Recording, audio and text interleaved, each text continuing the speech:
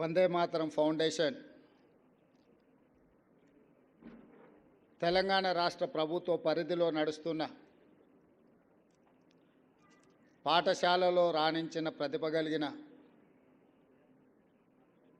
10/10 మార్కులు సాధించిన విద్యార్థులను ఈరోజు రాష్ట్ర స్థాయిలో రవీంద్ర భారతికి ఆహ్వానించి వారిలో ఉన్న ప్రతిభను, వారిలో ఉన్న పట్టుదలను ఈ వేదిక ద్వారా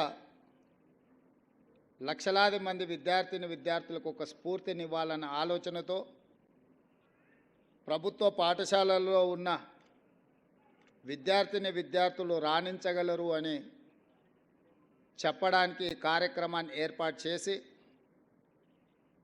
ఈ కార్యక్రమంలో మా విద్యాశాఖ అధికారులతో పాటు ఎమ్మెల్సీ రఘోత్తం రెడ్డి గారు, వేం నరేందర్ రెడ్డి గారు, మాజీ అడ్వకేట్ జనరల్ ప్రకాష్ రెడ్డి గారు, ఇతర పెద్దలందరూ, విద్యార్థుల తల్లిదండ్రులందరూ ఈ కార్యక్రమంలో పాల్గొని ప్రభుత్వ పాఠశాలలో ఎవరికంటే తీసిపోవు అవకాశం వస్తే తమ ప్రతిభను ప్రదర్శించగలరని నిరూపించినందుకు ఈ కార్యక్రమాన్ని ఏర్పాటు చేసిన వందే మాతరం ఫౌండేషన్ రవీందర్ గారికి, మాధవ్ రెడ్డి గారికి మనస్ఫూర్తిగా అభినందనలు తెలియజేస్తున్నాను.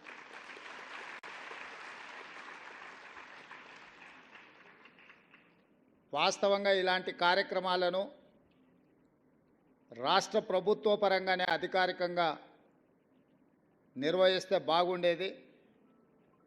కానీ ప్రభుత్వం చేయాల్సిన బాధ్యతను వందే మాతరం ఫౌండేషన్ నిర్వహించడం ద్వారా మా ప్రభుత్వానికి కూడా బాధ్యతను గుర్తు చేసినారు.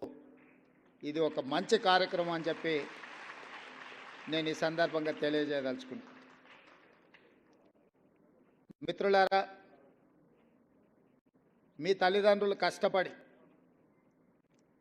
మీ తల్లిదండ్రులు మీ మీద ఎన్నో ఆలోచన పెట్టుకొని మిమ్మల్ని ప్రభుత్వ పాఠశాలలకు పంపించిండ్రు అని అంటే ఆర్థికంగా వాళ్ళు బలహీనంగా ఉండడమో లేదా గ్రామాలలోనే లేదా ప్రభుత్వ పాఠశాలలో చదివించాలనే పట్టుదలను నాకు తెలీదు. ఏది ఏమైనా ప్రైవేట్ పాఠశాలలతో పోటీపడి ప్రభుత్వ పాఠశాలలో చదువుకుంటున్న మీరు ఈ రకంగా రాణించడం ఇది ప్రభుత్వానికే గర్వకారణము.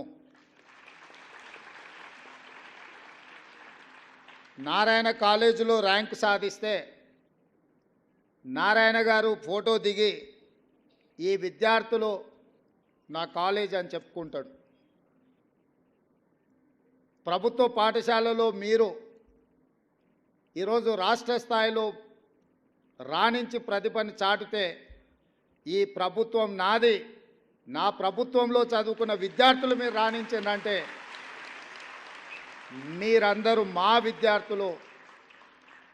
నారాయణ, చైతన్య లాంటి ప్రైవేట్ కార్పొరేట్ పాఠశాలలతో కాలేజీలతో మా విద్యార్థులు కూడా పోటీ పడగలుగుతున్నారు అని అంటే అది మా గౌరవానికి గుర్తింపు.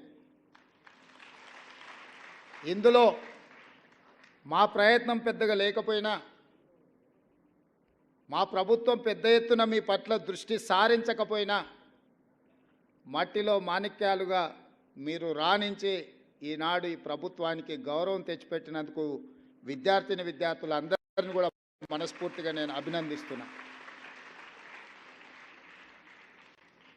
ఈరోజు ఈ దేశంలో ఐఏఎస్లైనా, ఐపీఎస్లైనా, ఐఎఫ్ఎస్లైనా వివిధ ఉన్నతాధికారులు మా ప్రభుత్వంలో పనిచేస్తున్న వాళ్ళు నన్ను కలవడానికి వచ్చినప్పుడు వాళ్ళతో మాట్లాడుతున్న సందర్భంలో నేను వాళ్ళని అడుగుతుంటాను, మీ స్కూల్ ఎడ్యుకేషన్ ఎక్కడా, మీ కాలేజ్ ఎడ్యుకేషన్ ఎక్కడా.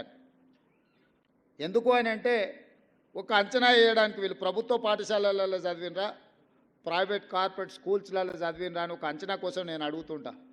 90% ఐఏఎస్ ఐపీఎస్లు ప్రభుత్వ పాఠశాలలలో చదువుకున్న వాళ్ళే ఎన్నికవుతున్నారు. అదేవిధంగా రాజకీయ నాయకులు ముఖ్యమైన హోదాలలో రాణించిన వాళ్ళు ఈ దేశం మొత్తం మీద చూడండి. నిన్న ప్రమాణ స్వీకారం చేసిన నరేంద్ర మోడీ గారు కావచ్చు, 12 తారీఖు నాడు ప్రమాణ స్వీకారం చేయబోయే నారా చంద్రబాబు నాయుడు గారు కావచ్చు, డిసెంబర్ 7, 2023 నాడు ప్రమాణ స్వీకారం చేసిన మీ రేవంత్ అన్న కావచ్చు,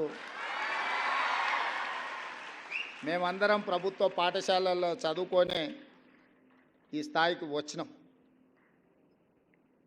మేము ఈ స్థాయికి రావడానికి కారణం మా తల్లిదండ్రుల కంటే కూడా ఆ పాఠశాలల్లో చదువులు చెప్పిన గురువులదే. నేను ఎందుకు ఈ అంశాన్ని గుర్తు చేస్తున్నా అంటే, మా ప్రభుత్వం బాధ్యత తీసుకున్న వెంబడే బుర్రా వెంకటేశం గారిని ఎడ్యుకేషన్ సెక్రటరీగా నియమించి చాలా సంవత్సరాల నుంచి ప్రభుత్వ పాఠశాలలు నిర్వీర్యమైపోయినాయి. వీటి పట్ల శ్రద్ధ తగ్గింది. టీచర్లు లేరని విద్యార్థులు రావడం లేదు, విద్యార్థులు లేరని పాఠశాలలు మూసేస్తుంది ప్రభుత్వం. ఇది కోడి ముందా గుడ్డి ముందా అని అంటే ఏది చెప్పలేదు. ప్రభుత్వం టీచర్లను పెట్టకపోతే విద్యార్థులు ఎట్లాగూ రారు. విద్యార్థులు రావడం లేదనే నెపంతో సింగిల్ టీచర్ పాఠశాలలు అన్నిటిని కూడా మూసేసే పరిస్థితి వచ్చింది. ఇదే కాకుండా కొన్ని స్కూళ్ళల్లో 8-9 మంది విద్యార్థులు ఉంటే 10-12 మంది టీచర్లు ఉంటున్నారు. అంటే వివిధ సబ్జెక్ట్స్ చెప్పడానికి ఆ టీచర్లు అవసరం, వివిధ తరగతుల కోసం ఇది ఒక సమస్యగా మారింది. వీటన్నిటిని దృష్టిలో పెట్టుకొని తక్షణమే మెగా డిఎస్సి నోటిఫికేషన్ ఇవ్వాలి. సింగిల్ టీచర్ స్కూళ్ళను కూడా ముయ్యడానికి వీల్లేదు. తండాలలో, గూడాలలో, మారుమూల ప్రాంతాలలో ప్రభుత్వ పాఠశాలలను నిర్వహించడం ద్వారా పేదలకు, దళితులకు, గిరిజనులకు విద్యను అందుబాటులోకి తీసుకురావాలి. వాళ్ళ తల్లిదండ్రులకు, వాళ్ళ కుటుంబాలకు ఆర్థిక భారం ఉండకూడదు. వాళ్ళ ప్రాంతాలను వదిలి ఇతర ప్రాంతానికి వెళ్ళి పిల్లల్ని చదివించాలి అని అంటే తల్లినో తండ్రినో రోజంతా కూలికి వెళ్ళకుండా వ్యవసాయం పనులు మానుకొని వాళ్ళు వెళ్ళాల్సిన పరిస్థితి. ఇది ఒక పెద్ద సామాజిక సమస్య. ఆర్థికంగా చూస్తే ఒక టీచర్కి 50,000, 60,000, 70,000 జీతం ఇవ్వడం, ఆ పాఠశాల నిర్వహణకు అత్యధికంగా ఖర్చు అవ్వడం, ఆ పాఠశాలలో 6-7 మంది విద్యార్థులు ఉంటే ఇప్పుడే మా అధికారి చెప్తున్నారు, ఒక విద్యార్థి మీద 80,000 రూపాయలు మనం ఖర్చు పెడుతున్నామని యావరేజ్గా. ఈ 80,000 రూపాయలు ఎక్కడ ఖర్చు అవుతుంది? నాకు తెలిసినంతవరకు నేను పూర్తిగా సమీక్షించలేదు, కానీ మ్యాక్సిమం ఈ ఇన్వెస్ట్మెంట్ అంతా శాలరీస్ మీదనే పోతుంది. ఇన్ఫ్రాస్ట్రక్చర్ మీదనో మౌలిక వసతులను ఏర్పాటు చేసే దాని మీద ప్రభుత్వం దృష్టి తక్కువ పెట్టడం వల్ల ఇది ఒక గందరగోళమైన పరిస్థితికి దారి తీసింది. అందుకే మా ప్రభుత్వం మెగా డిఎస్సి నోటిఫికేషన్ ద్వారా 11,000 పైచిలకు ఖాళీగా ఉన్న టీచర్ల నియామకాలు చేపట్టడం ద్వారా పేదలకు, గూడాలలో, తండాలలో కూడా విద్యను అందుబాటుకు తీసుకురావాలన్న సంకల్పంతో వచ్చినెంబడే మేము నోటిఫికేషన్ ఇచ్చినాం. అదేవిధంగా ప్రభుత్వ పాఠశాలలు శిథిలావస్థకు చేరుకున్న వాటిని అన్నిటిని కూడా పునర్నిర్మించాలి, మౌలిక వసతులు కల్పించాలి అని దాదాపుగా 2,000 కోట్ల రూపాయల నిధులతోని పనులను ప్రారంభించినాం. ఇదే కాకుండా ప్రభుత్వ పాఠశాలను తీర్చిదిద్దాలన్న ఆలోచనతోటి ప్రొఫెసర్ జయశంకర్ గారి పేరు మీద బడిబాట కార్యక్రమాన్ని ఈ నెల 9 తారీఖు నుంచి 20 తారీఖు వరకు ఈ కార్యక్రమాన్ని తీసుకోవాలి. గ్రామాలలో ఇల్లు తిరగాలి, తల్లిదండ్రులకు వివరించాలి, ఆ పిల్లల్ని ప్రభుత్వ పాఠశాలల్లో చేర్పించండి. ఆ పేదలకు, ఆ తల్లిదండ్రులకు చెప్పండి, మీ పిల్లలు చేరకపోతే మీ ఊర్లో పాఠశాల తొందరలో బంద్ కాబోతుంది. మీ ఊర్లో పాఠశాల బంద్ అవుతే భవిష్యత్ తరాల పిల్లలు విద్యకు దూరం అవుతారు. పేదలు ఎప్పుడైతే విద్యకు దూరం అవుతారో ఆర్థికంగా వాళ్ళు చితికిపోతారు.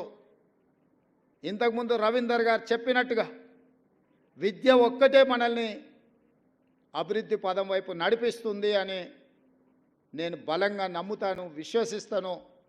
అందుకే ప్రొఫెసర్ జయశంకర్ బడిబాట కార్యక్రమాన్ని ఈరోజు ముందుకు తీసుకెళ్ళండి అని చెప్పి మా అధికారులకు ఆదేశించడం జరిగింది.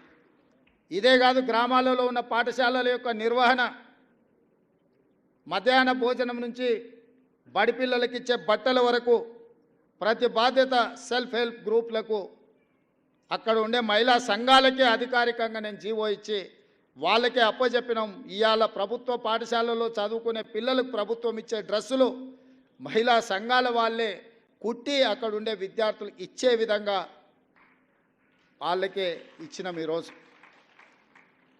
అదే కాకుండా అమ్మ ఆదర్శ పాఠశాల అనే పేరు మీద పాఠశాలల యొక్క నిర్వహణ గ్రామాలలో ఉన్న మహిళా సంఘాలకే పూర్తిగా అప్పచెప్పిన నిధులు వాళ్ళ చేతులకే ఇచ్చి వాళ్ళే పాఠశాలలను నిర్వహించే బాధ్యతను ఆ తల్లులకే ఇచ్చినాము. ఎందుకంటే మహిళా సంఘాలలో సభ్యులుగా ఉన్నారు అంటే వాళ్ళు గ్రామంలో ఉంటారు.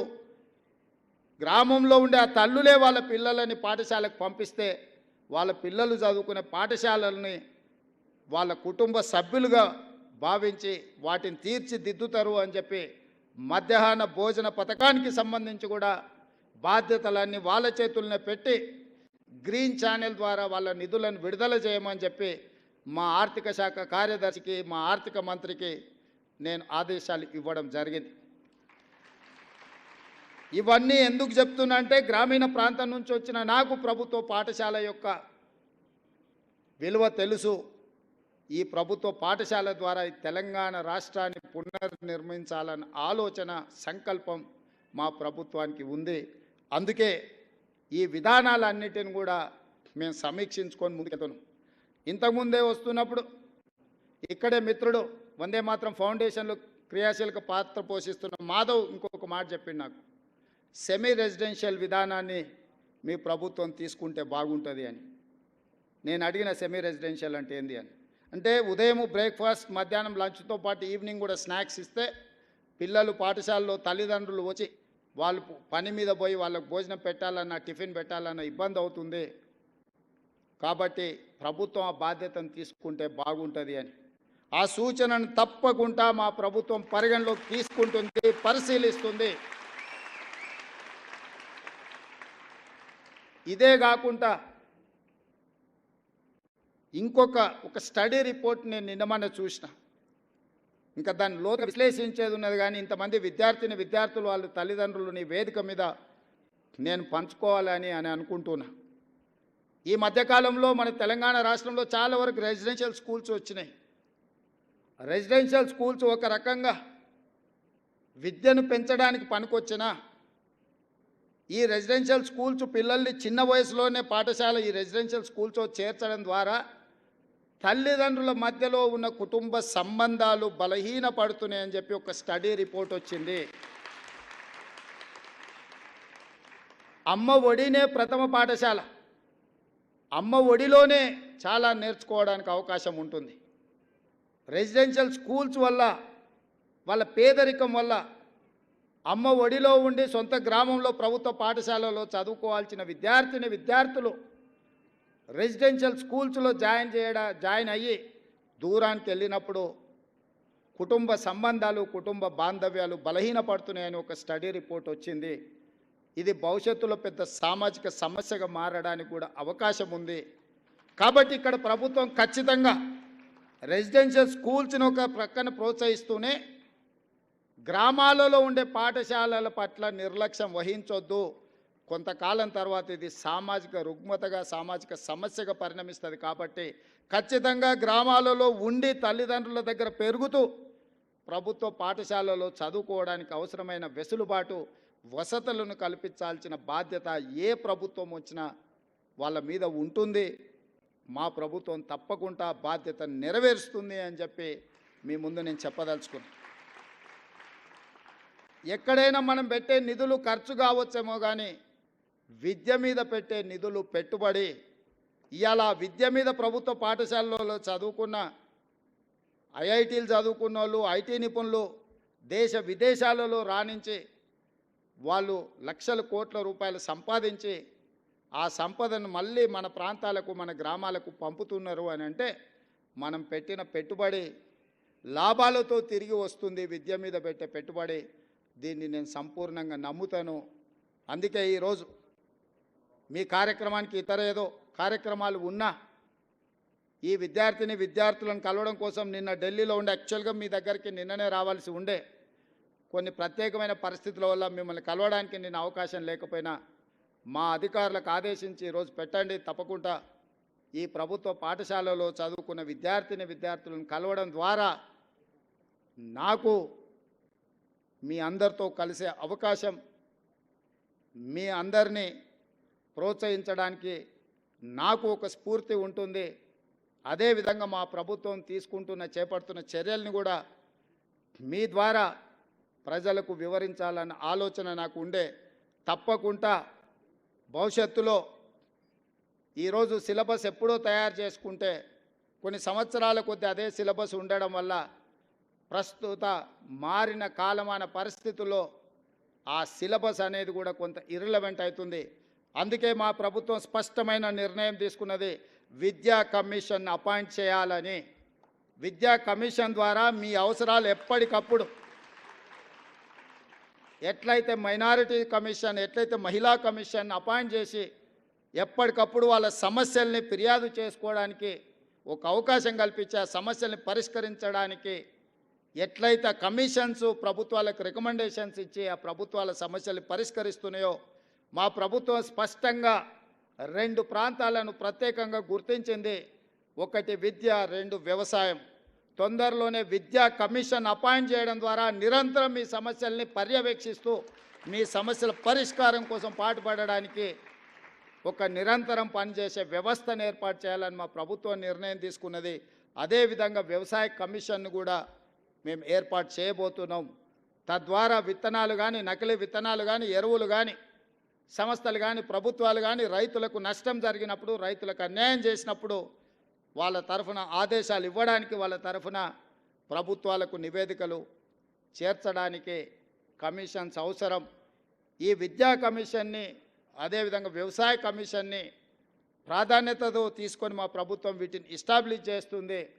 తద్వారా నిరంతరం ప్రభుత్వ పాఠశాలల్ని పర్యవేక్షించే ఒక వ్యవస్థను ఏర్పాటు చేసి ప్రభుత్వ పాఠశాలల్ని పునర్నిర్మించడం ద్వారా ఈ తెలంగాణ సమాజాన్ని మళ్ళీ పునరంకితం చేస్తూ పునర్నిర్మించాలన్న ఆలోచన మా ప్రభుత్వానికి ఉన్నది. మా ప్రభుత్వానికి భేషజాలు లేవు. ఎవరైనా అనుభవజ్ఞులు ఏదైనా మా ప్రభుత్వం దృష్టికి తీసుకొస్తే తప్పకుండా వాటిని ఆచరించడానికి, అమలు చేయడానికి మా ప్రభుత్వం ఎప్పుడూ సిద్ధంగా ఉంటుంది. అన్నీ మాకు తెలుసన్న ఆలోచన మా ప్రభుత్వానికి లేదు.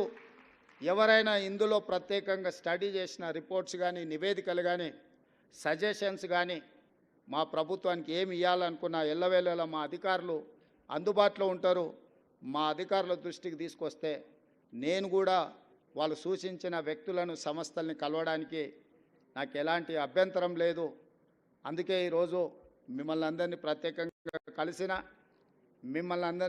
సందర్భంగా నాకు చాలా సంతోషం అనిపించింది. ప్రభుత్వ పాఠశాలల్లో కూడా ప్రతిభ కలిగిన విద్యార్థులు ఉన్నారంటే మీ విద్యార్థులు, మా ప్రభుత్వం తరఫున ఈ రాష్ట్రానికి గౌరవం తెచ్చిన విద్యార్థులు, మళ్ళొకసారి విద్యార్థులకు ఇక్కడికి వచ్చిన 230 మంది అనుకుంటాను విద్యార్థులు ఇక్కడికి వచ్చిండ్రు.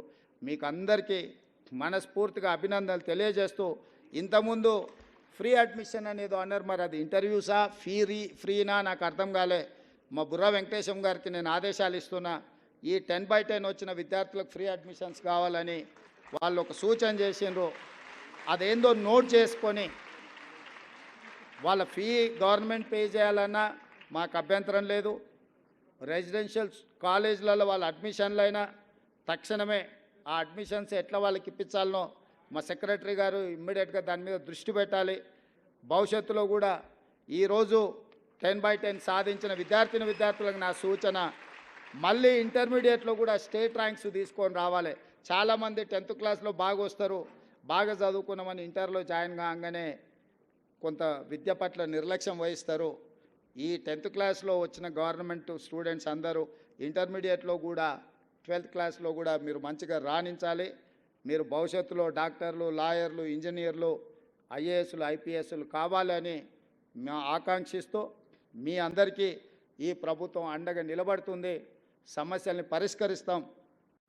ఉన్న సమస్యలు, నిరంతరంగా ఉండే సమస్యలు, వీలైనంత మేరకు మీ సమస్యలు పరిష్కరించి మీకు మా ప్రభుత్వం ఉన్నది, ప్రజాప్రభుత్వం ఉన్నది, ఈ రాష్ట్రంలో ప్రజాపాలన జరుగుతున్నదనే నమ్మకం, విశ్వాసం కల్పించే విధంగా మా ప్రభుత్వం ముందుకు వెళ్తుందని తెలియజేస్తూ మీ అందరి దగ్గర సెలవు తీసుకుంటున్నాను. జై హింద్.